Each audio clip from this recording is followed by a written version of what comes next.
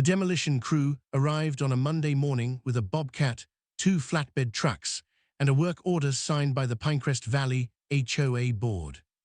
I stood on my back porch and I watched them take apart the studio I had spent 14 months building.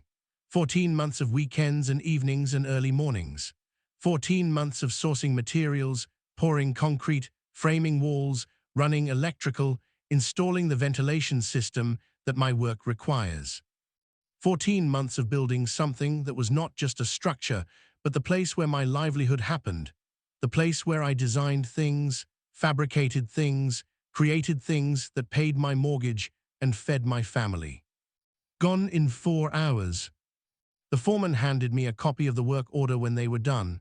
Board authorization. Section 6, subsection C, accessory structures may not exceed 600 square feet. My studio had been 840 square feet, 240 square feet over the limit. 240 square feet. I held that work order in my hands and I looked at the concrete slab they had left behind. They had no authority to remove the foundation, just the structure. And I looked at that rectangular slab, 28 by 30 feet, sitting in my backyard like a blank page. And I thought, if they want to control what is above the ground, that is their right. They said nothing about what is below it. I called my contractor that afternoon. I said, "How deep can we go?" He said, "How deep do you want?" I said, "Deep enough that no one can see it, measure it, or touch it." He said, "I know a guy who does this kind of work." That was the beginning of the most audacious, most technically demanding, most deeply satisfying construction project of my entire career. 2,200 square feet, climate-controlled, fully equipped, completely invisible from above.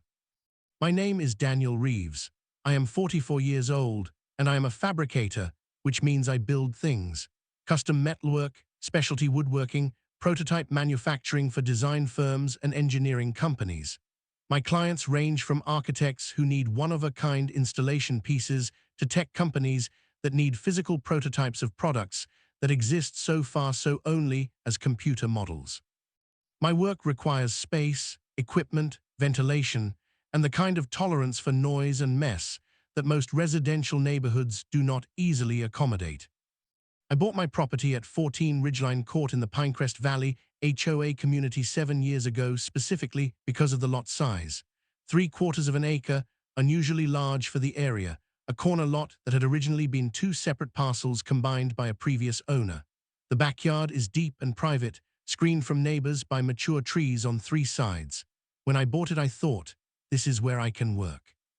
The HOA governs Pinecrest Valley's 208 homes with a board of 6 members and a set of CC and RS that were written in 1998 and have been amended piecemeal ever since in ways that create occasional contradictions and significant gray areas. The relevant rule, Section 6, subsection C, states that accessory structures on residential lots may not exceed 600 square feet in footprint, must be set back at least 15 feet from any property line, and must receive prior approval from the Architectural Review Committee. I knew this rule. I submitted an ARC application for my studio, honestly, fully, with complete plans, and the ARC approved it. The approval letter said, approved for construction of accessory structure not to exceed 600 square feet. I built 840 square feet. This was my mistake, and I am going to own it clearly. I made a deliberate decision to exceed the approved footprint because the work I do requires the space I need, not the space the HOA permits. I weighed the risk, and I judged, incorrectly, that an extra 240 square feet in a private backyard screened by mature trees would go unnoticed. It went noticed. The person who noticed it was my neighbor on the north side, a man named Philip Stanton, who is an attorney, who owns the property that shares my longest fence line, and who has had a difficult relationship with me since the early days of my studio construction, when the noise and activity of a 14-month build project occasionally disrupted his home office. Philip did not knock on my door and say, "Daniel, I think your studio might be over the size limit." Philip hired a surveyor, had the structure measured, and submitted a formal complaint to the HOA board with a full survey document attached. The board, specifically the board president, a woman named Valerie Cross, who is meticulous and fair but who takes violations seriously, had no choice but to act on a documented complaint with survey evidence. She sent me a formal notice. I hired an attorney. My attorney reviewed the situation and told me what I already knew. I had built 240 square feet, more than I was approved for. The board had the authority to require removal of the non-compliant structure, and I had limited legal standing to resist. I negotiated, I asked for time, I proposed modifications, I offered to pay a fine, nothing worked. The board's position, which was consistent with the CC and RS, was that the structure needed to come into compliance, meaning down to 600 square feet, or be removed entirely. I chose removal over a partial structure that wouldn't serve my needs. Hence the bobcat, hence the Monday morning, hence the concrete slab. Now let me tell you about the slab, because the slab is important. When the demolition crew removed the studio structure, they were authorized to remove everything above the foundation. The concrete slab itself, 28 by 30 feet, reinforced, properly poured, was below grade level and required a separate process to remove. The board's work order did not include slab removal. Removing a concrete slab of that size requires jackhammering and excavation equipment and costs significantly more than removing a wood frame structure. The board hadn't included it in the work order because they hadn't thought about it carefully, or because the cost was prohibitive, or because they simply assumed I would remove it myself. I did not remove it. I looked at that slab and I saw the beginning of something. I'm a fabricator. I build things for a living. This means I have a professional relationship with structural engineers, contractors, equipment suppliers, and the kind of specialized tradespeople that most homeowners never encounter. It also means I understand, deeply, practically, from years of experience, what is structurally possible when you apply enough knowledge and enough determination. I knew that underground construction was a thing. I knew that people built basements, underground garages, wine cellars, storm shelters. I knew that the technical challenges were significant but solvable. What I did not know was the specific regulatory landscape, what permits were required, what inspections were involved, and critically, what relationship underground construction had to HOA, CC, and RS. I spent 3 weeks researching. The county building department was my first stop. I made an appointment with a plan reviewer named Howard Sims, and I sat down with him and I laid out my situation in general terms. I have a concrete slab on my property, and I am interested in constructing a below-grade space beneath and around that slab. What permits are required? Howard pulled up the residential construction code. He said, excavation below a foundation slab for a habitable or workspace requires a building permit. The permit requires engineered plans, structural review, and standard inspections. The space must meet egress requirements. There must be a way in and a way out that meets code. Electrical, HVAC, and plumbing, if applicable, are all subject to standard permit requirements. I said, is there any square footage limitation on a below-grade space? He said, not in the residential code. Square footage limitations in your area apply to above-grade accessory structures. A basement or below-grade workspace is governed by different provisions. I said, and if my HOA has square footage limitations on accessory structures? He said, that's a private contractual matter between you and your HOA. The county doesn't have jurisdiction over HOA, CC, and RS. We issue permits based on building code, not HOA rules. I said, so if I get a county building permit, the county is satisfied. He said, correct. Whether you're also satisfying your HOA's requirements is between you and your HOA. I went home and I read the CC and RS again, every word of them.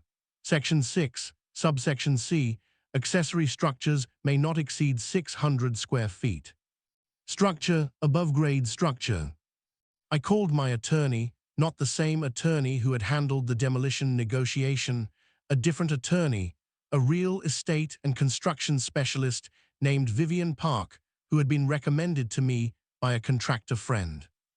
Vivian read the CC and RS. She read them for 2 days. Then she called me and said, "Tell me what you're thinking about building." I told her. She was quiet for a long moment. She said, "The CC and RS define accessory structure in Section 2, the definitions section. Do you have that in front of you?" I found it. Section 2, definitions. I read the definition of accessory structure aloud.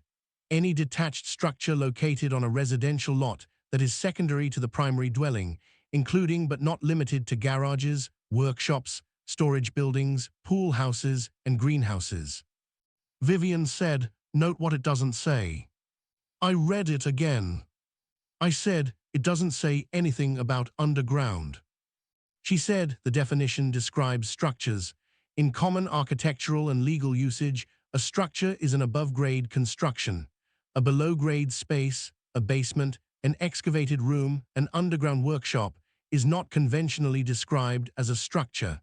It's an excavation. It's an underground space."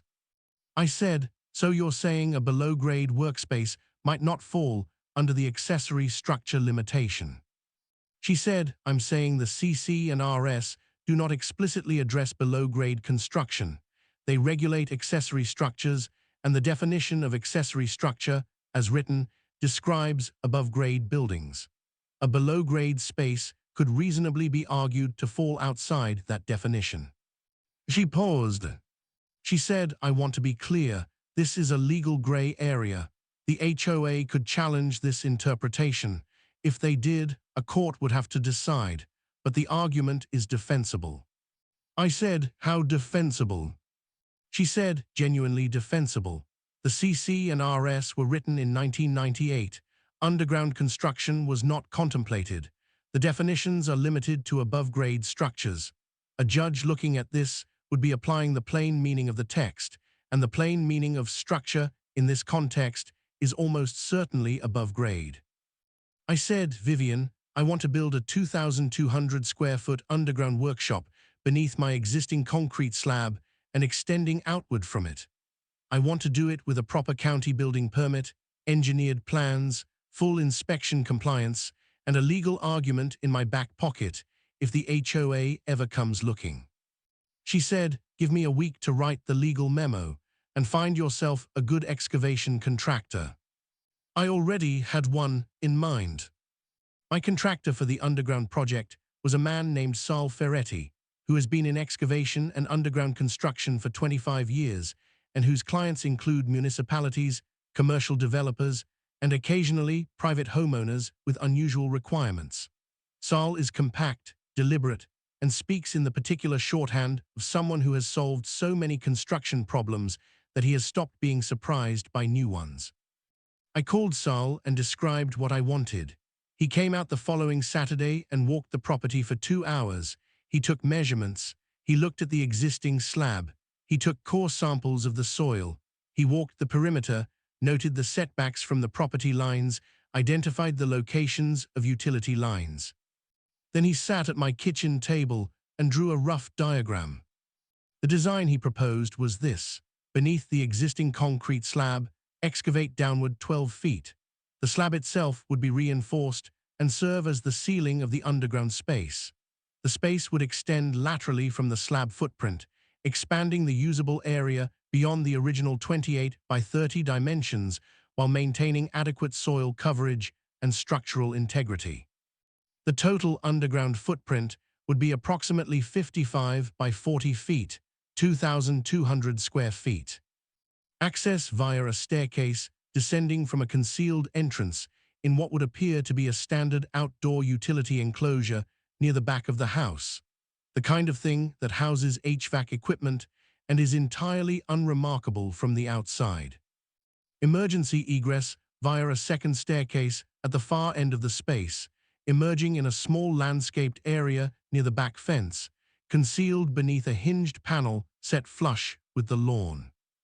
Mechanical systems, HVAC, electrical, ventilation, all surface-mounted on the concealed utility enclosure, appearing entirely consistent with normal residential mechanical equipment. Sal looked at me and said, "This is doable. It's not cheap and it's not fast, but it's doable." I said, "How long?" He said, 8 to 10 months, depending on soil conditions once we get below the slab. I said, "How much?" He gave me a number. It was significant. I had been saving since the demolition, not enough to cover it outright, but enough for a substantial down payment, and a fabricator with my client list can arrange financing when the project is compelling enough. I said, "When can you start?" He said, "I need 6 weeks for engineering drawings and permit submission." I said, "Start the clock." The permit application went to the county building department in the name of residential basement expansion and below-grade workshop construction. Howard Sims reviewed the application. The engineered drawings were thorough and compliant with all applicable codes. The permit was issued 11 weeks after submission. No notification to the HOA was required for a county building permit. The county's process does not involve HOA notification. The permit was between me and the county. Construction began on a Tuesday in early spring, starting with careful excavation beneath and around the existing slab. The work was done with equipment sized for residential access, no massive cranes, no equipment that required street closure. Sal's crew worked regular hours, generating noise consistent with normal construction, which in a residential area is unremarkable. I told my immediate neighbors that I was doing foundation work and some underground utility improvements. This was technically accurate. Philip Stanton watched from his window. He did not call the HOA. He did not call the building department. He watched, and whatever he was thinking, he kept it to himself. The excavation took 3 months. The structural work, reinforcing the ceiling slab from below, pouring the floor, building the underground walls, took another 2 months. The mechanical and electrical work took 3 months.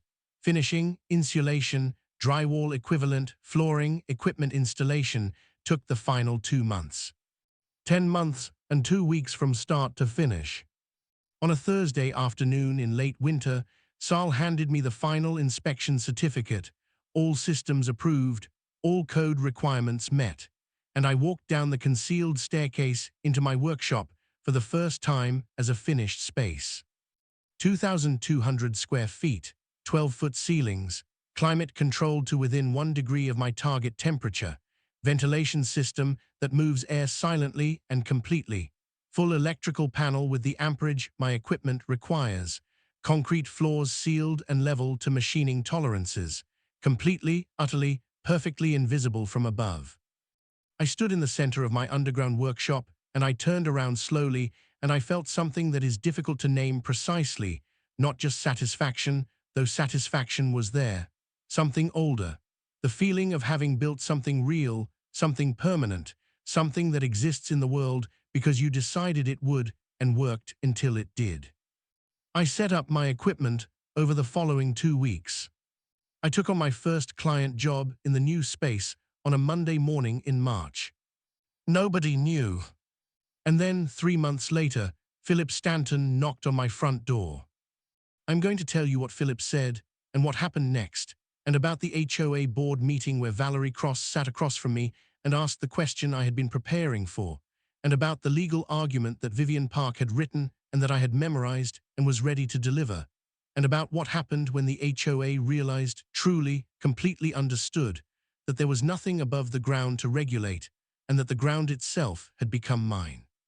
Stay with me, part 2 is coming. Quick version, I'm Daniel Reeves, a professional fabricator. My HOA forced me to demolish my 840 square foot studio because it exceeded the 600 square foot limit for accessory structures. They left the concrete slab. I researched the CC and RS, found that the definition of accessory structure only covered above-grade buildings, got a county building permit, hired an excavation specialist, and spent 10 months building a 2,200 square foot underground workshop beneath my yard. Completely invisible, fully legal under county code, arguably outside HOA jurisdiction. 3 months after I started working in it, my neighbor Philip Stanton knocked on my door. I opened the door on a Saturday morning to find Philip Stanton standing on my porch with the expression of a man who has been trying to work something out in his head for a long time and has not quite gotten there. Philip is 53, slim, the kind of precise and careful person that the legal profession tends to produce or attract, hard to say which comes first. He and I have never been friends. After the studio demolition, which he had initiated, we had settled into a cold, functional neutrality.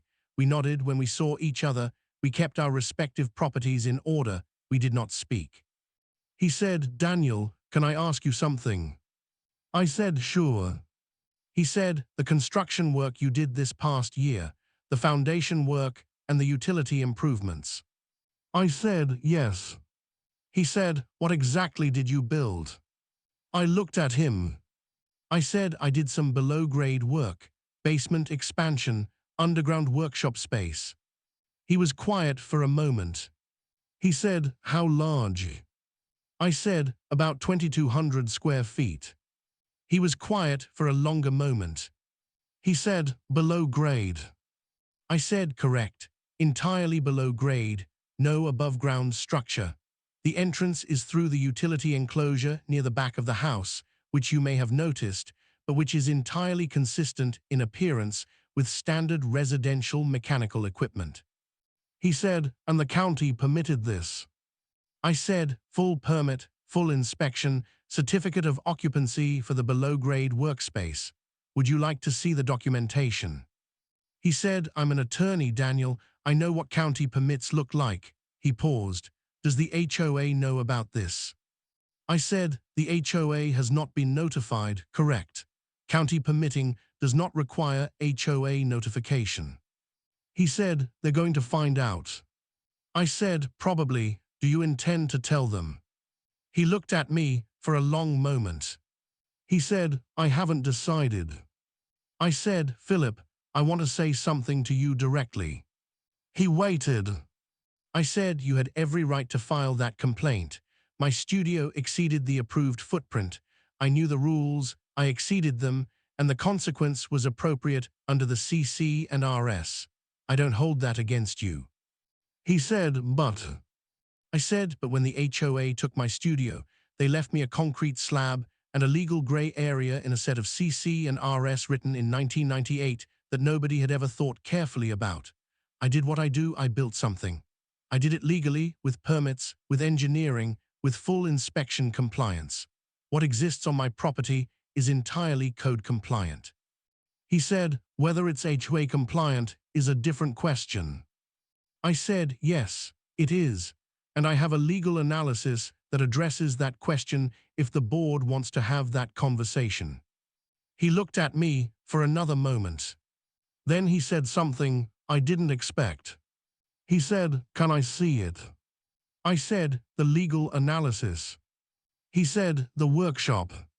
I looked at him. He said, "I'm an attorney who has spent his career doing commercial real estate. I have never seen residential underground construction of significant scale. I am professionally curious." I considered this. I said, "Come around back." I showed Philip Stanton my underground workshop on a Saturday morning in June.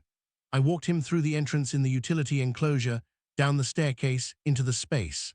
I watched his face as he came off the bottom step and turned, and saw it 2,200 square feet of workshop, lit by LED panels, climate-controlled, equipped with fabrication tools that together represented more investment than most people put into a car.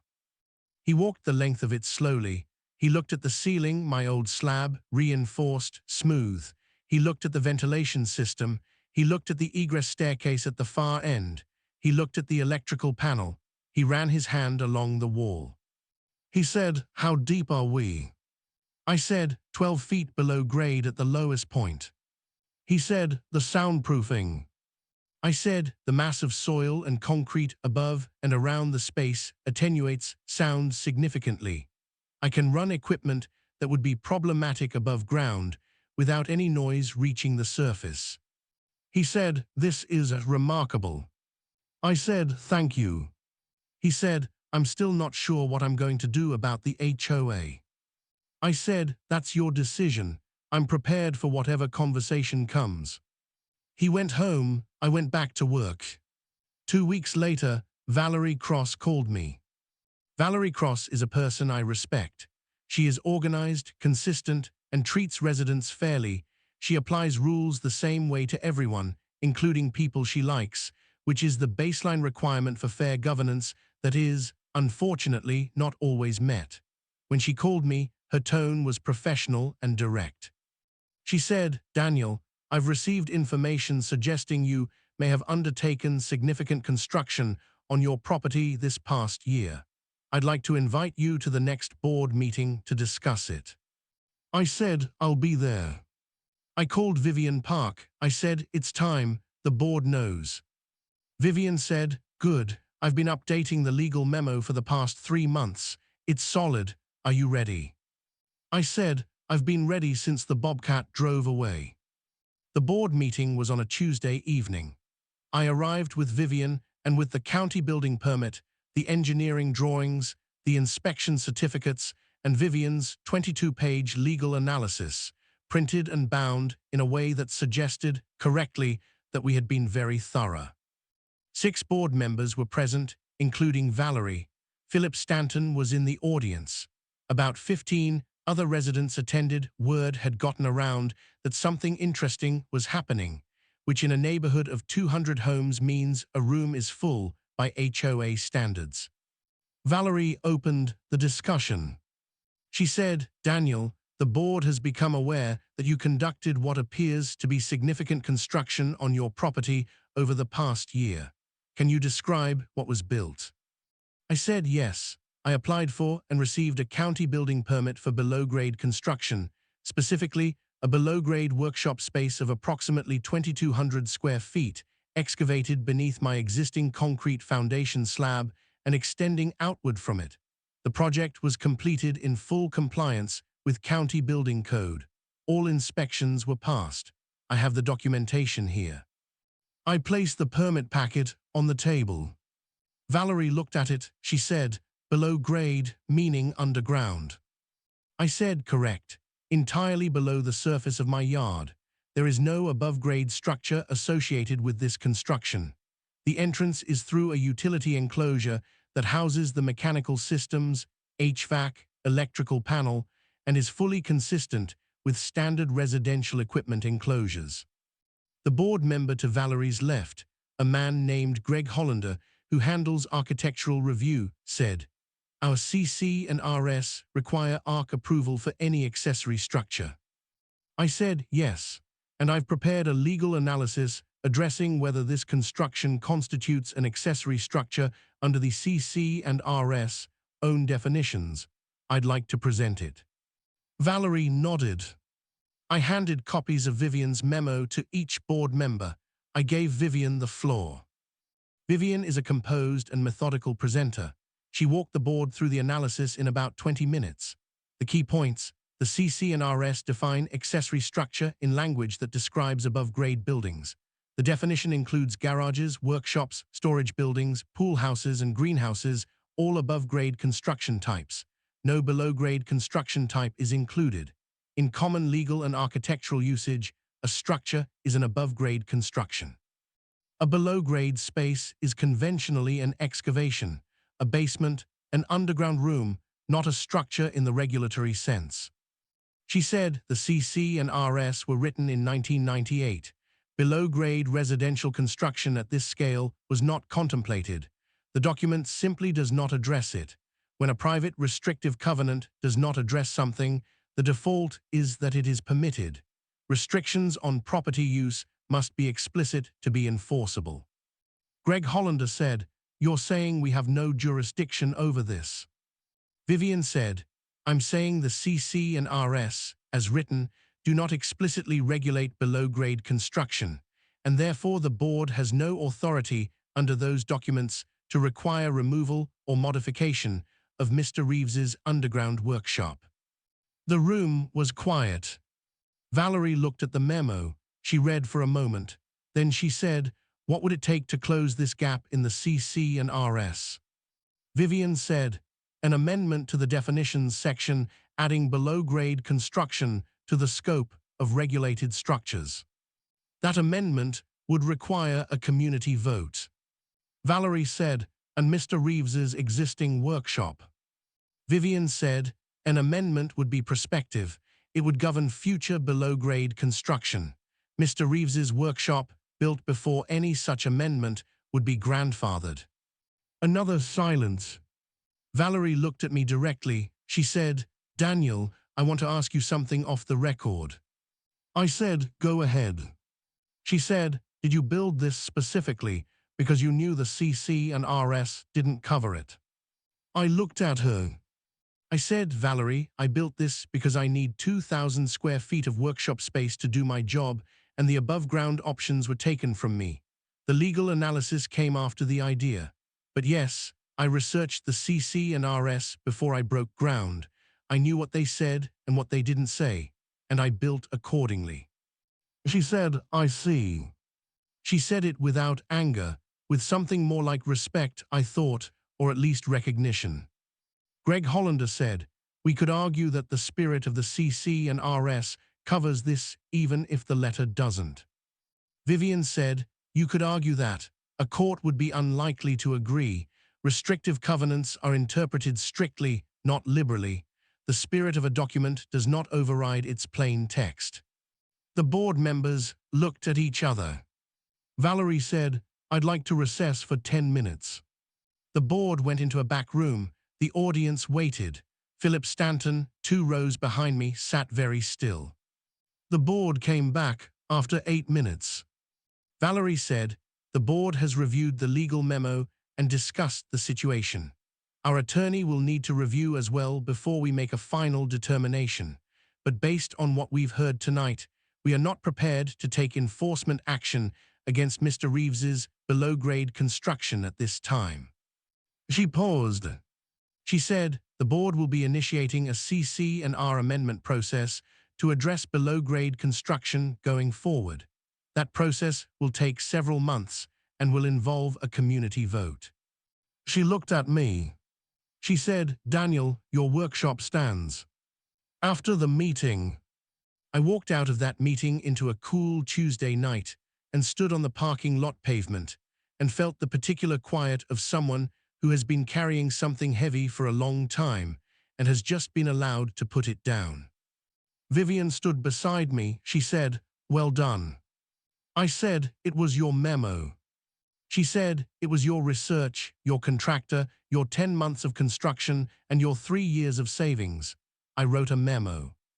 Philip Stanton came out of the building and walked to where we were standing. He said, for what it's worth, I think you built something extraordinary. I looked at him. He said, I'm still not sure it was the right thing to do. The underground approach, it's clever, but the spirit of what the board was trying to accomplish. I said, Philip, the board demolished a studio I built with my own hands because it was 240 square feet over a limit. 240 square feet in a private backyard, screened by trees, visible to nobody except you. I don't dispute their authority to do it, but you asked me to understand their perspective. I'd ask you to understand mine. He was quiet. I said I needed a place to work. They took my place to work. I found another way. I followed every applicable law and I built something extraordinary, as you said. Whatever the spirit of the CC and RS intended, the letter of them left me room. I used the room. He said, you used it very thoroughly. I said, I fabricate things for a living. Thoroughness is professional. He almost smiled, not quite, but almost. The amendment vote. The CC and R amendment process took 7 months. Valerie ran it carefully and transparently. She sent multiple community notifications, held 2 information sessions where residents could ask questions, and made the proposed amendment language available for review well in advance of the vote. The proposed amendment added a new subsection to the definitions section, below-grade construction of any kind that creates usable space, including but not limited to basements, underground rooms, and subterranean workshops, shall be considered an accessory structure for purposes of Section 6, and shall require ARC approval and comply with applicable square footage limitations. The amendment required 60% approval of homeowners to pass. It received 51%. It failed. I want to be honest about why it failed, because I think it matters. It didn't fail because residents didn't understand it, or because they were confused by the language. It failed because a significant number of residents, people who had nothing to do with my situation and no underground workshops of their own, looked at a proposed rule that would give the HOA authority over what they build below their own yards and decided they didn't want to give the HOA that authority. Property rights, in the end, cut both ways. The same instinct that had driven me to find a legal path forward was alive in enough of my neighbors that a rule to close that path couldn't get to 60%. Valerie sent me an email the morning after the vote results were certified. It said, "The amendment did not pass. Your workshop remains outside the scope of current CC&R regulation. I want you to know that I believe you acted legally and that the board has no basis for further action. I also want to say that I hope you find the space useful and that next time there's a conflict about what you need on your property, you'll knock on my door before picking up a shovel." I wrote back, "That seems fair, and thank you. Where we are now." I have been working in my underground workshop for 14 months. In that time, I have completed 23 client projects, including a large-scale metal installation for a museum lobby, a series of architectural prototype components for a technology firm, and the custom fabrication work for a residential architect's most ambitious residential project to date. The space works exactly as Saul designed it. The climate control keeps temperature and humidity stable regardless of what the weather is doing above ground. The ventilation handles the air quality requirements of my work. The soundproofing, which is really just mass and distance and soil, means I can run equipment at 10 p.m. and nobody knows. Nobody hears it, nobody sees it. It exists below the surface of my yard like a held breath. Sal Ferretti came by last fall to check on the mechanical systems, routine maintenance, and walked through the full space. He stood in the center and looked around and said, "Still the most interesting thing I've ever built for a homeowner." I said, "I hope you can say that for a long time." He said, "Oh, I think so. I don't think this particular situation comes along more than once." France's wrong story. My neighbor on the south side, an older woman named Carol Birch, who grows an impressive rose garden, knocked on my door last spring and said she'd heard I had some kind of workshop underground and wanted to know if it was true. I said yes. She looked at me for a moment and said, "Good for you." Then she went back to her roses. Philip Stanton and I nod when we see each other. We have not had another conversation.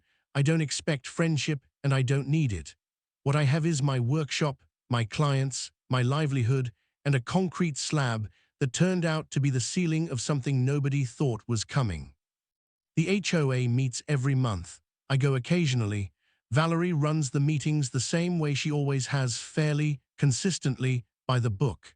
The book, as it turns out, has some gaps in it, but Valerie is working on that methodically and transparently, the way she does everything. I respect her for it, even now. Maybe especially now. If there is a lesson in all of this, and I am not entirely sure there is, or that it is my place to state it, it might be this. Rules govern what they govern, no more and no less. When someone takes something from you legally, the question to ask is not how do I fight the rule, but what does the rule leave open? What is still possible? What can still be built? In my case, the answer was 12 feet below the surface of my backyard. 2,200 square feet. Invisible, permanent, mine. Build accordingly.